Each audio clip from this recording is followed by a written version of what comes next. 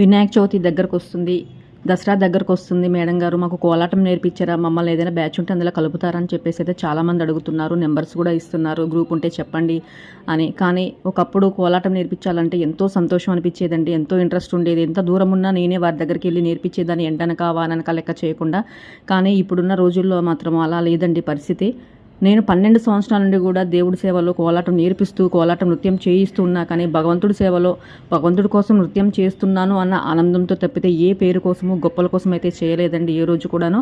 మనము ఏమీ ఆశించకుండా చేశాం కాబట్టి దేవుడు భగవంతుడు ఒక స్థాయికి అయితే తీసుకొచ్చాడు. కానీ ఇప్పుడున్న ప్రజెంట్ రోజుల్లో అయితే కొంతమంది అండి, నేర్చుకున్న వాళ్ళు అందరూ కాదు, కొంతమంది గురువుని మించిన శిష్యులు అయిపోవాలని అవసరం ఉన్నంతసేపు ఉండి నేర్చుకున్న తర్వాత ఆ విద్యకు విలువ లేకుండా సైడ్ చేసేసి ఒక గురుద్రోహము వెన్నుపోటు లాంటిది అయితే చేస్తున్నారండి. ఇంకా ఒకళ్ళు ఇద్దరు అలా చేసిన తర్వాత మిగతా వాళ్ళని కూడా నమ్మాలి అంటే నమ్మబుద్ధి అవ్వట్లేదండి. మానసిక వేదన, మానసిక బాధ ఎక్కువైపోతుందండి. ఓపిక లేకపోయినా దేవుడి కోసం అయితే నేర్పించగలం. కానీ వెన్నుపోటు పొడిచే వాళ్ళకైతే కోలాటం నేర్పించడం వేస్ట్ అనిపిస్తుందండి.